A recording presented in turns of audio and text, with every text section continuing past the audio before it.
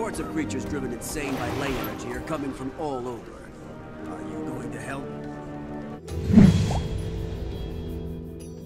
So, Guild Wars 2's second expansion, Path of Fire, was announced. It's really done a lot of radical stuff to dig deep on existing methods of giving us content. So where before we got 4 maps of Heart of Thorns, this time we're getting 5, and each of those individual maps is way bigger than it was before. Where last time they had to squeeze out their 9 elite specializations in a very short space of time, this time we're getting 9 that have had loads of work on them, and at least 2 have gotten an enormous number of new skills, both the Weaver and the Soul Beast. While last time they maybe had to cut some corners, this time it looks like that really hasn't happened too much. But as much as existing content has been given to us in huge amounts, and there hasn't been so much in terms of new features, we have seen some new things come in. I have had a chance to play the demo that's coming on the upcoming weekend, and there are 2 specific new interesting things I wanted to share with you guys about Path of Fire that you may have missed because they're kind of under the surface, and I think they could be really strong things for us as Guild Wars 2 players to look at and appreciate. Those 2 systems are what you see in the title. They are Identification and they are Bounties. So let's do it. First, let's touch on identification, one of the quicker things for me to explain, but I'm guessing will affect a lot of us majorly in Path of Fire, and for the better. So, identification is not a particularly new system for RPGs. You guys may have heard of it. You'll get drops from mobs, and if it's magical, maybe you need some kind of identification scroll, or you need to visit a certain merchant to figure out what the properties of that item are before you can fully use it and decide whether you're going to sell it or not. It's a common mechanic. Even Guild Wars 1 had identifying, just as I described there. Many Guild Wars 2 players will be familiar with running around with salvage kits. In GW1, we had both salvage kits and identification kits we would use all the time. I actually quite like identification systems. I think that they're a worthwhile pace breaker. I think they add a little bit more flavor to itemization and reward, and those are areas that obviously this MMO has often struggled with. So we did see in 2012 at the vanilla release, they moved away from identification. Perhaps this was a victim of over-design, of saying, hey, this looks arbitrary and it doesn't add much value, so let's get rid of it, without appreciating the more subtle influences systems like that can have on a game. But in any case, they've actually brought it back here for POF, and that's what I want to talk about. Now, some of you guys may disagree with me. You might think, yeah, it is just arbitrary, it is just more stuff to carry around, and for that reason, you might be disinclined to like the Path of Fire identification system. But let me stop you right there. Instead of it being like we saw in GW1 or in other RPGs, the Path of Fire identification system seems to purely exist, or almost purely exist, to actually help you with inventory space, to actually take away the annoying parts of Guild Wars 2's current loot, and it seems to be doing very well at combating, in my opinion, one of Guild Wars 2's biggest problems right now, and that's Inventory Wars 2. Fighting for inventory space, messing about with sigils, and constantly having to refresh vendors instead of being able to go out and play the game. So, let's get into it. Here on Peachy's footage, you'll see that she completes an event. And when she does this, she gets a little bonus chest that's floating over a minimap on the bottom right. That is perfectly standard. That's what Guild Wars 2's been doing for a long time now. You get these bonus chests when you finish events, and usually when you open the bonus chest, what you'll find is some kind of map currency or material bound to that map, right? So, in Living World Season 3, if you guys have been playing it, you'll know that while you're in Bloodstone Fen, if you complete an event, you'll get a bonus chest like that, and in it will be rubies. If you're in the second map, you'll get petrified wood, or maybe you'll get pearls, and so on and so on and so on, and those can be traded for various goodies. This is still true in the Crystal Oasis and in the Path of Fire expansion, as it seems. When we finally see Peachy open it up, you'll see she gets 2 things, and one of them are trade contracts. So those trade contracts are just like, as far as I can tell, the rubies and the pearls and so on. They're a currency you get from doing stuff on that map to trade on that map. It's actually a reference to Guild Wars 1, by the way, where we could get trade contracts for completing quests. It was a very similar system. That was the Vabi equivalent of it, and that's pretty cool. I geeked out to see that they did that callback there, but enough of that. What we're really interested in is the other thing she got out of this bonus chest. She gets this green item. She gets 2 of them. It's called 2 pieces of unidentified gear. So this is green. Potentially there will also be blue unidentified gear. There will be yellow unidentified gear, exotic, and so on. Or maybe it's all green and the rarities come in once you start identifying it. We're not entirely sure yet. Perhaps someone's seen some footage of maybe blue unidentified gear coming in. I certainly haven't just yet. But here's the description. It says, salvage for a reward of crafting materials. It can also be identified at Heart of Thorns merchants across the Crystal Desert, but its contents are not guaranteed.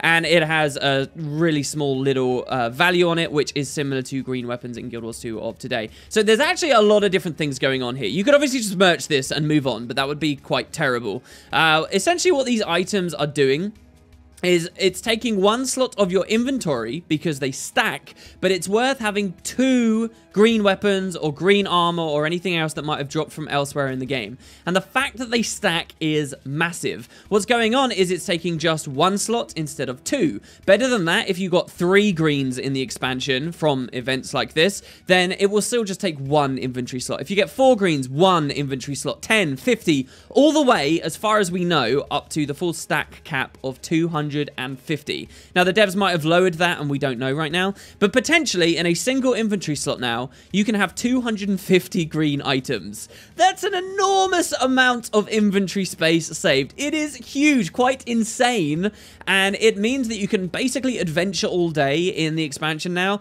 and only exchange and do your loot stuff right at the end. It means that you can have tons of different sets of ascended gear with you. If you don't have legendary armor, you can have tons of different runes and things available. It's really liberating. The amount of crap this game has got over time for deliberately making your inventory fill up so that they can get more bag slot sales, I really think this flies in the face of that. What do they say? Never attribute to malice what you can to stupidity. I think that really our inventory bloat has just been accidental and poor design, and this expansion is really seeking to fix that. This is giving you a really nice compact way of dealing with your space, and it's going to be really nice for a lot of those new players we might be trying to convince our friends and family to get into the game at the moment. Ideally we are, and if they just get into the game, they don't have many bag slots, they don't have many big bags, this is going to make the game a lot easier to deal with. But there's more to it as well. Of course, the tooltip talks about salvaging. So this is really fun as well. Those super out of the loop might not know, but over the past year, the devs dropped a convenience feature into the game just as a regular update, but it was called Salvage All. And what this means is if you have a salvage kit, you can right-click it, select to salvage, and it will automatically search through your entire inventory and salvage things down as it finds it. Salvage All was a huge update and a massive convenience boost for Inventory Wars 2 already. And combining these two features together, let's imagine you have 250 greens. All you have to do is right-click, salvage all, and especially if you have one of the infinite uses one, it will dig through your entire stack, spitting out materials for you. And then at that point, you can use the classic convenience feature, deposit all collectibles, and boom, your inventory is clear, or sell if you like. So this is all great already, but there is an additional perk as well. And this is the main one that people out of the loop may not realize. But what this means is you are not going to be generating hundreds and hundreds of minor sigils and runes that are worth nothing, annoying to trading post, and annoying to merchant and fill up inventory slots. So those not following, that's been a big problem with the game recently, in that most of the stuff you salvage down, you're salvaging because you want the wood, and you want the mithril, and you want the silk, and so on and so on and so on, but you're getting these annoying little items that would constantly flood your inventory that have no value. Many people have had suggestions on how to fix this. It looks like the devs for now are at least going with unidentified gear, because presumably when we salvage this, we won't get those sigils and runes coming through. This not only resolves an annoying aggravation, but also it means that through the Path of Fire days, there won't be so many of these infused into the economy, and potentially those early runes and sigils and things might start raising in price again. So for the rest of the game where unidentified gear doesn't exist, it will be at least a little bit more rewarding to trading post them. Maybe. I don't know. That's not investment advice. And hey, for all we know, you could still get minor runes and sigils out of unidentified gear. It just doesn't seem like the way they've gone with it. And so lastly, with unidentified gear is the final little thing. You can go to a heart vendor on these new maps, and you can ask the heart vendors to identify the gear. So we've never had an expansion that has hearts, and this looks like a good way for the devs to give us meaningful reasons to go to them, especially considering, yes, they are daily. The hearts that you can see on the user interface for the expansion stuff do have that little like swirly infinite thing, suggesting they will be daily repeatable. And so from that, if you care about the minor runes and sigils, once the heart vendor starts identifying your stuff, it will probably give you the regular items now, and you'll get, you know, a green bow or a blue piece of armor, and they may have extra upgrade components on there, which when you then salvage, you'll get in your inventory. So this is all very cool. It's nothing but convenience for people. There are a few outstanding questions though, and I did want to lay them down on the line. When the demo comes out on this weekend, these are the kind of things you guys will want to look out for, and we will see exactly how things have been implemented. First of all, there's that question, is there going to be a price to identify?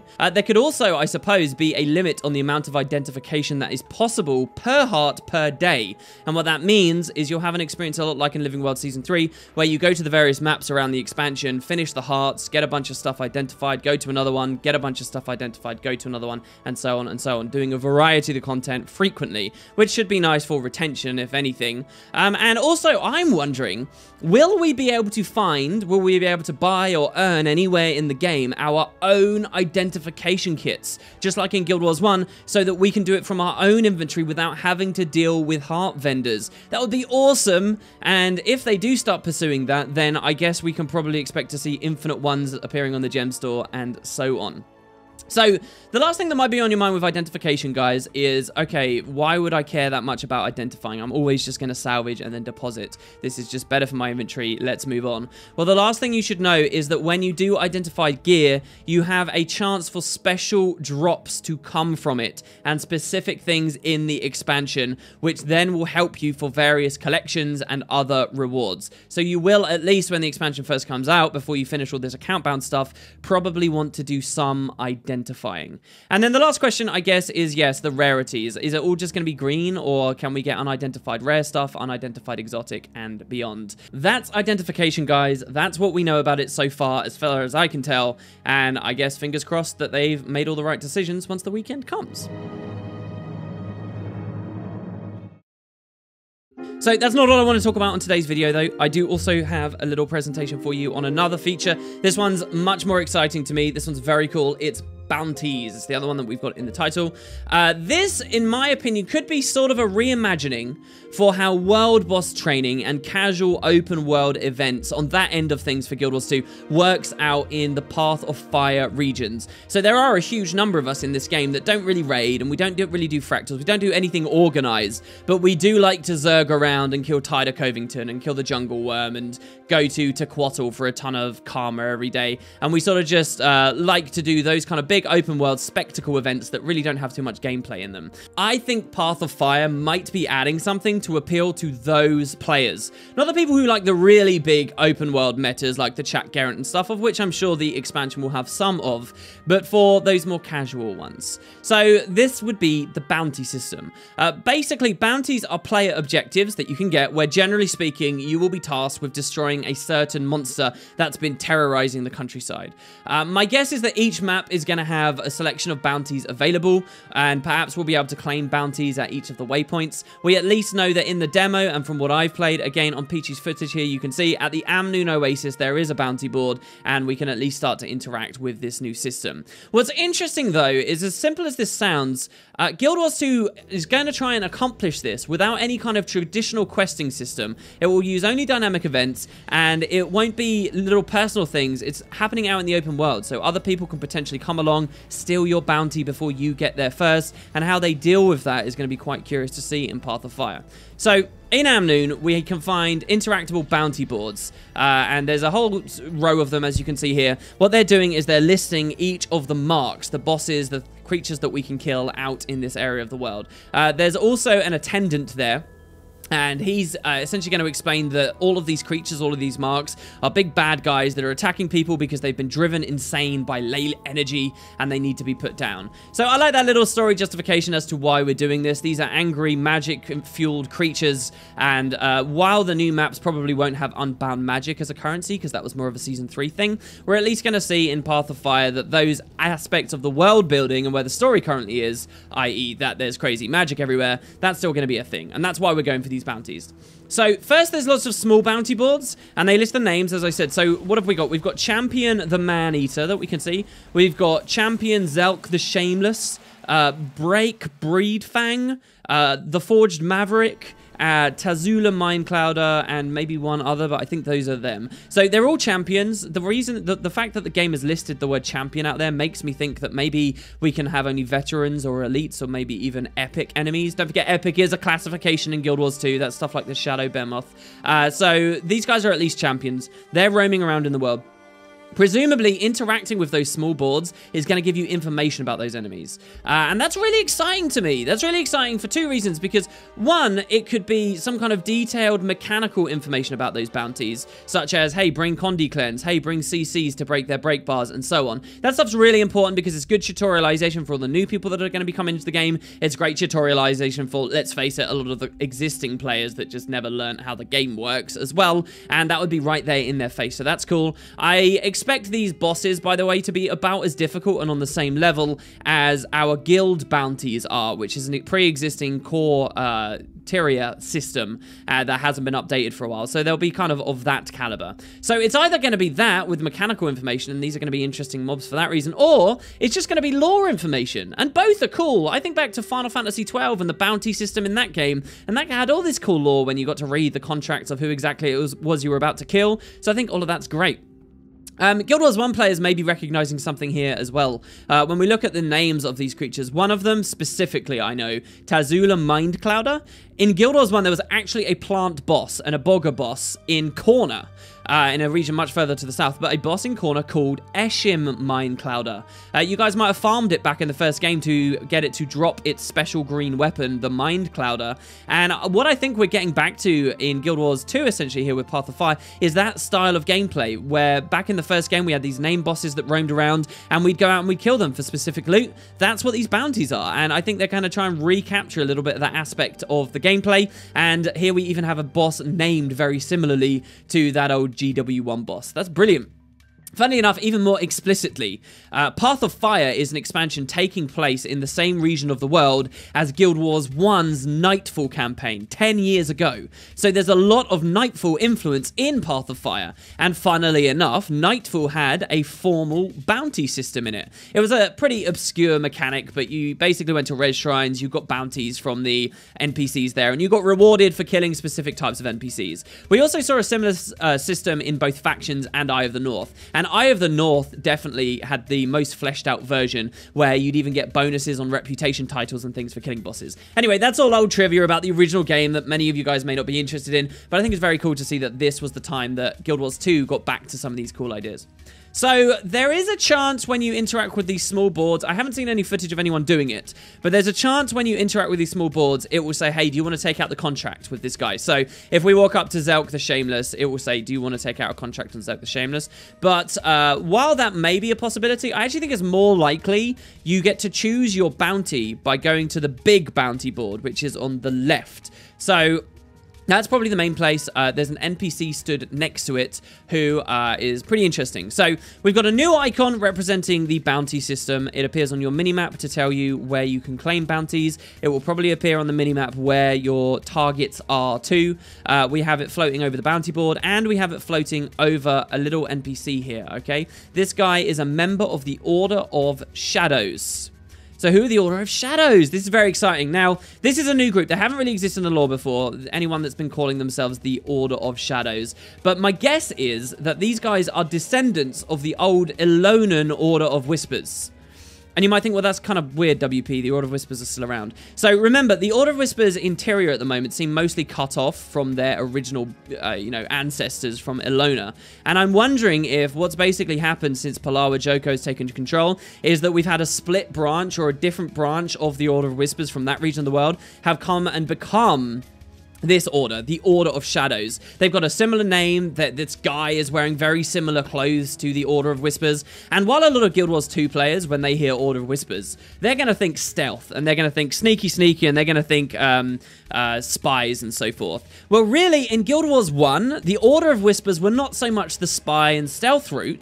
They were demon hunters. They sought out minions of Abaddon and places from other realms of reality and hunted them down and extinguished them. And so wouldn't it make sense then that maybe those members of the Order of Whispers that really cared about that kind of ended up forming this branch, the Order of Shadows, instead of the Order of Whispers? I think that'd be very cool. Unfortunately, so far from what I've seen in the demo, there's no explicit lore as to who these guys are or what they're doing. But I think that that's fantastic. I also suppose, by the way, they're the Order of Shadows, so what, could they maybe be related to Menzies and the Shadow Army? Maybe, but I find it quite unlikely. So when you speak to the attendant, they explain a couple more things about this mechanic, okay? You can only have one contract at a time. So presumably the idea is that you go to the board, you grab a contract, and then you have to go out and kill the boss before your time runs out, because they're on a time limit, and also because other players might kill that bounty first. And then once the boss is dead, if you manage to do it in that allotted time, you can come back and get an extra big reward. And from that big reward, you might be able to get unique items and so forth that makes this whole thing worthwhile. And I think that's all very cool. There could be some waiting around on spawns for mobs, this might mean, but and they're gonna have to make sure they pay very close attention to that so that people aren't waiting around to have fun all the time. But I'm super pumped. I like the idea of, again, Final Fantasy XII, the bounty guild. We would all sit around and you'd have the NPCs waiting for more contracts to come in. You could kind of get that, except a real equivalent where players are hanging out at the boards and chatting to one another, waiting for that perfect mark contract to come up so they can grab it and travel off into the world. So that seems to be the main way that it works. The NPC also clarifies by saying that you can swap your contract, you can join someone else's contract, so maybe when you're in a party and someone else has got a contract, you'll share credit, or you can abandon someone that you've chosen, that they keep offering new bounties, so be sure to check back here and other bounty boards. So what I'm wondering now as well is whether this Amnoon Oasis bounty board is showing all of them in the game or the expansion or just Crystal Oasis stuff. And I also wonder how often very rare and very rewarding game will spawn for us to take contracts out on and kill. So that's the bounty system, guys. And like I say, I think it is sort of a reimagining of the way we handle world bosses at the moment. It won't replace that, obviously. I think well into the Path of Fire days, we'll see people still killing Tequatl and so on. But this could be something fun that we're doing in the new maps for that. And that's as far as I can gather so far. I'd love to hear any further explanations you guys might have. Keep an eye out for this stuff in the demo. It's my #1 priority when I get in there, or my first priority, I should say. And yeah, I was glad to talk a little bit about these systems to you guys. Thanks so much for watching. And again, if you want to check out how these systems are being used to reward players, I have another video on my channel talking about the Elite Specialization collections and how identifying gear and taking out bounties and stuff actually helps you to get special skins for your character. So check out for that. But until next time, everybody, thanks very much for watching. Hope you're excited about Path of Fire, and I'll see you shortly.